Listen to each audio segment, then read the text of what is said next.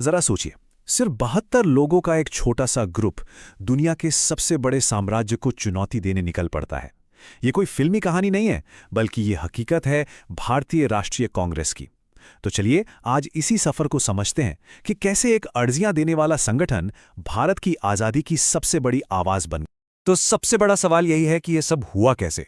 मतलब मुट्ठी भर पढ़े लिखे लोग करोड़ों हिंदुस्तानियों की प्रेरणा कैसे बन गए और इतिहास का रुख ही मोड़ दिया। आइए इस जबरदस्त सफर के हर पड़ाव को जरा नजदीक से देखिए, इस कहानी की शुरुआत बहुत ही शांत और साधारण तरीके से हुई थी। कांग्रेस का जन्म किसी क्रांति की आग से नहीं, बल्कि बातचीत की एक टेबल पर हुआ था। बस एक उम्मीद थी कि शायद बातचीत से कोई बदलाव आ जाए। और सबसे दिलचस्प बात तो ये है कि इसकी शुरुआत एक रिटायर्ड ब्रिटिश ऑफिसर एओ ह्यूम ने की थी। साल था 1885, जगह थी बॉम्बे, और डब्ल्यूसी बैनर्जी की अध्यक्षता में हुई पहली मीटिंग में सिर्फ 72 लोग शामिल हुए थे। मतलब एक बहुत ही छोटी और इलीट शुरुआत, जिससे ये अंदाजा लगाना मुश्किल था कि आगे चलकर ये कितनी बड़ी लहर बनने वाली है। तो उस वक्त कांग्रेस का मकसद कोई क्रांति लाना नहीं था, बिल्कुल नहीं।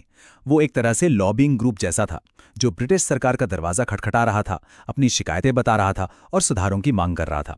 उनका लक्ष्य सिस्टम को उखाड़ना नहीं, बल्कि उसे भारतीयों के लिए थोड़ा बेहतर बनाना था।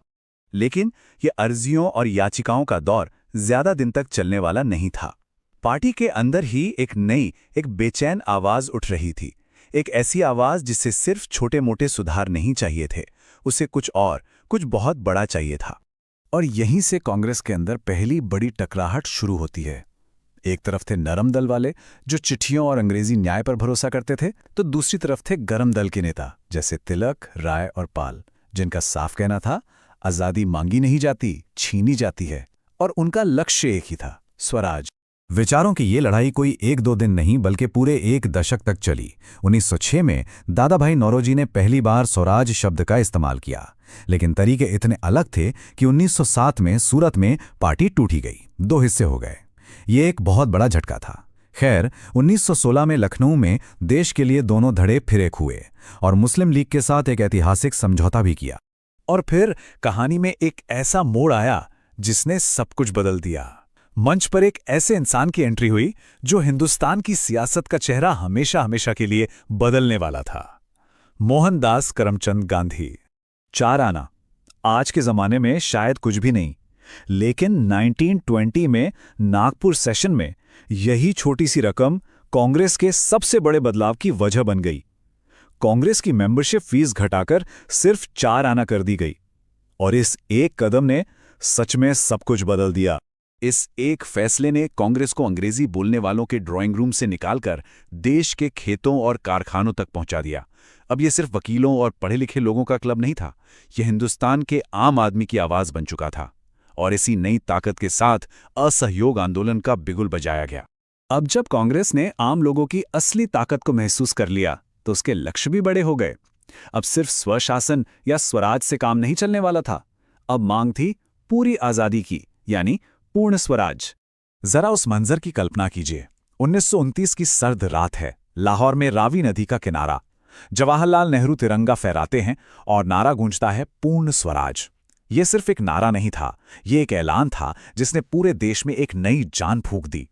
अब पीछे हटने का कोई सवाल ही नहीं था, मंजिल बिल्कुल साफ थी। इस ऐलान के बाद तो जैसे आंदोलनों की एक लहर सी आ गई। 1920 का असहयोग आंदोलन, जिसने ब्रिटिश हुकूमत की नींव हिला दी। फिर 1930 का सविनय अवज्ञा आंदोलन, जिसने नमक सत्याग्रह से दुनिया को भारत की ताकत दिखाई। और आखिर में 1942 का भारत छोड़ो आंदोलन, जो अंग्रेजी राज के ताबूत में आखिरी कील साबित हुआ। लेकिन आजादी पाना सिर्फ एक राजनीतिक लक्ष्य नहीं था।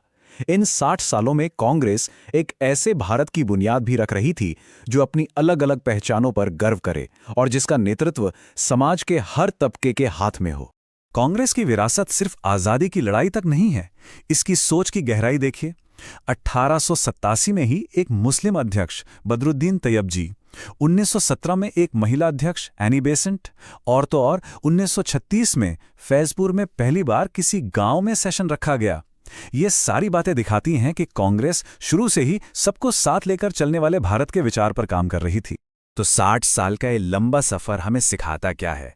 यही कि बड़े बदलाव रातों रात नहीं होते, उनके लिए चाहिए होता है पक्का इरादा, एकता और एक ऐसा आइडिया जो लाखों लोगों के दिलों में घर कर जाए। कांग्रेस की कहानी सिर्फ एक पार्टी की कहानी नहीं है, ये एक पूरे